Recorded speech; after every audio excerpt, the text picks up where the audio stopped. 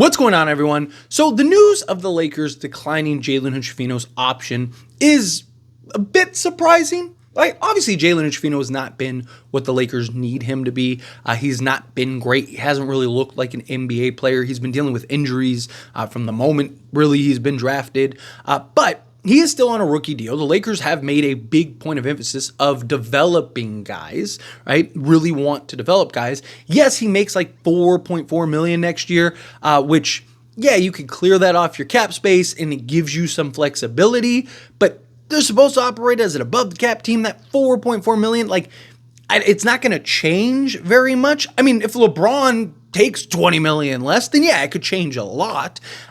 Depending on what the Lakers' moves are, right? Like, it could be the difference between you being a second apron team or not, or, keep you in range to maybe make a smaller move, maybe free up an extra roster spot even if a vet minimum guy or something comes available, right? It gives you some flexibility, but it's like, who are you going to get that is going to slot in that you wouldn't be able to get anyway when Jalen Hood-Schifino would be like your 15th guy that you're looking to just grow and develop over the next few years anyway, right? Why not just keep that option? Also, you could decline his fourth year, and then now he's got, $4.4 million that you can use to trade, right? So you just don't have to re-sign him, but you got $4 million in expiring next season that, get you close to like a taxpayer mid-level guy, something like that. It's just odd that they would do that. In particular, I mean, they had to make a decision one way or the other because there's a deadline. But the consensus thought was that they were going to pick it up just because that way they have control and flexibility for him to kind of make some moves.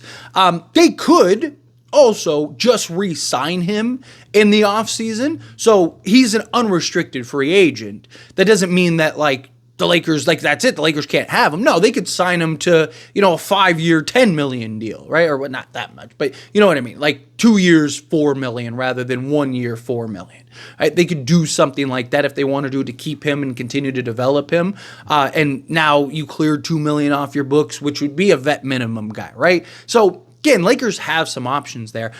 But the more that I think about it, and the more that, kind of the narrative all offseason has been Lakers are going to make a trade, Lakers are going to make a trade, Lakers are going to make a splash. Jalen Hood-Schifino being an expiring $3.3 million or $3.6 million, whatever it is, like, is going to be gold in pairing with a guy like a D'Lo, because now you got like $22 million in expiring contracts, right? So the more that I kind of evaluate like what the Lakers have done, the more it kind of makes sense if the Lakers are looking to trade him, to add him, right? Because, for example, let's use, like, say, a Bruce Brown, for instance, right? If you're Toronto, you have your guards of the future, you have things like that. Do you really want Jalen Hood-Schifino and, multi-years, and then you also have to re-sign him and stuff like that? Or would you rather have the cap flexibility? Right, where he leaves, you also get D'Lo's contract expires, right? Rather than like, oh, we got to take on 2-3 years of long-term salary for a guy that we could just let leave and clear off $22-23 million in cap space. Or we could take on D'Lo, Jalen Hood-Schifino, and say like a Cam Reddish, right? And all of those guys are expiring, so we can just let them leave in the offseason and get an asset, get a couple seconds or something, or maybe a protected first or a pick swap or whatever Toronto ultimately settles on for a guy like a Bruce Brown. Just as an example, Walker Kessler, who, fingers crossed, basketball gods, please hear my cries, right? Like, could you flip Jalen Hood-Schifino for a guy in a Walker Kessler? They have a plethora of centers, guards. They have guards. So, like, would they want a guy like Jalen Hood-Schifino? Maybe. Or would they rather have the cap flexibility, right? Would they rather, hey, we want a first, we want the protection removed and like a pick swap along with Jalen Hood-Schifino? They can kind of spend the year evaluating Jalen Hood-Schifino, or half the year or whenever the deal gets done, right? Kind of evaluating Jalen Hood-Schifino and then make a decision.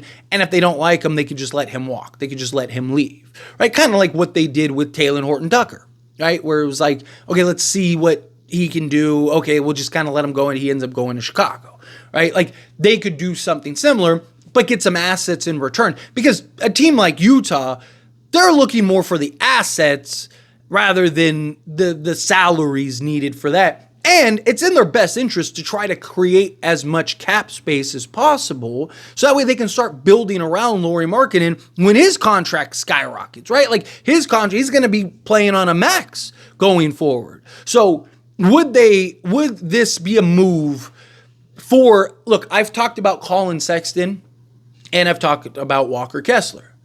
Both of those guys still have years left. And Walker Kessler, at some point, you're going to have to give a new contract, right? So you have those two guys.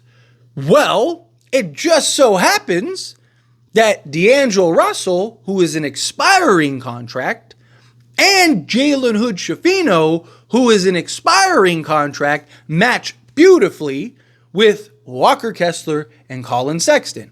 And our good old buddy Danny Ainges, who we've traded with twice now in the last year, right? Like he's a guy that really values the Lakers' assets, really values the Lakers' picks. He's on record saying that he believes the Lakers' picks are the best picks on the market, right? So much so, he was willing to take a protected first for Russell Westbrook and gave us Jared Vanderbilt, helped us go and get D'Angelo Russell, and on top of that, gave us Malik Beasley, who he ended up being a dud. But at the time, it was that was the guy that made a ton of sense for Lakers. Give us a legit shooter. Fortunately, he just, poo-pooed the bed, right? But Danny Ainges is a guy that really values the Lakers picks. And if he could get that one that he got the 27 pick unprotected now, rather than the protection, and then also get another Lakers first, he may be willing to do that. Right? Maybe even a Lakers, maybe you got to throw in a pick swap. You got to keep one of the firsts, right?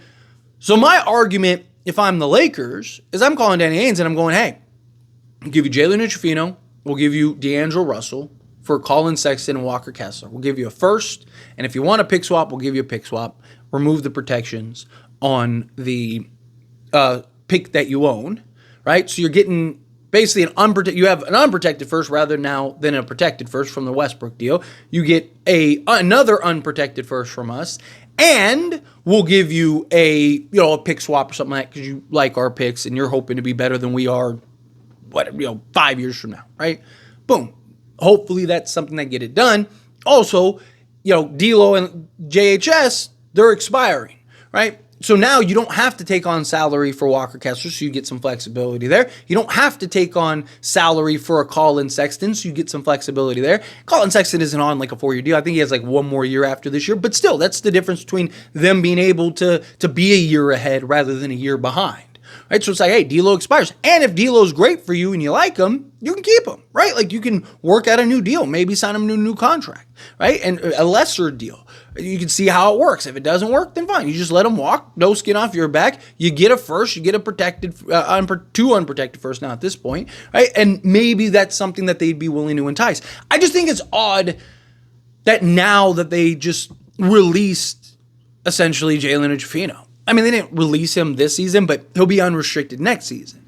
Now, again, they could re-sign him if they wanted to. They can, use him as flexibility, right? There's options there. But I just think a trade makes a lot of sense, right? Where, again, you look at a lot of these teams, once we get to the trade deadline, a lot of teams are going to be trying to unload salary because of the new CBA restrictions.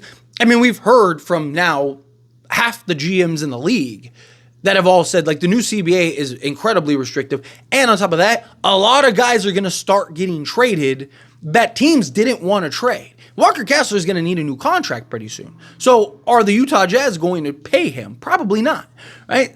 They're kind of iffy on him for whatever reason, which I think Walker Kessler's, hey, if they don't think that he's a franchise guy, I'll gladly take him. I don't necessarily think he's a superstar or anything like that, but he's young enough to have been drafted in this year's draft. He's younger than what? Zach Edey was just drafted by Memphis, right? So to me, if you can kind of use that, why else would you decline his option when keeping him gives you flexibility still, right? Because it gives you a trade asset next season, kind of gives you another year to kind of evaluate him and see, okay, is there any increase going into the next year, or is he just a total dud? Right? You just drafted the guy. Wouldn't you, the Lakers have been so adamant about patience and developing guys and all that stuff. To go from that to like, hey, we're just going to get rid of the rookie that we drafted 2 seasons ago. It's a little odd, right? Like, unless Lakers are using it to work on some type of trade, work on some type of move. And it just so happens that his contract lines up perfectly with Walker Kessler. Perfectly. So, could the Lakers be working on a deal for Walker Kessler? Could something be getting done? Fingers crossed again.